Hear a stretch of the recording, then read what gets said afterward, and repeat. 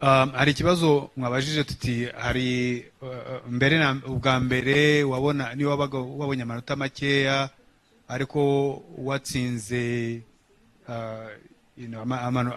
amasomo abiri muri ya yandi atatu ya combination, ni bya yindi bitaga two principal pass, ngira ngo nicyo wabazaga. Ibya two principal pass twabikuyeho.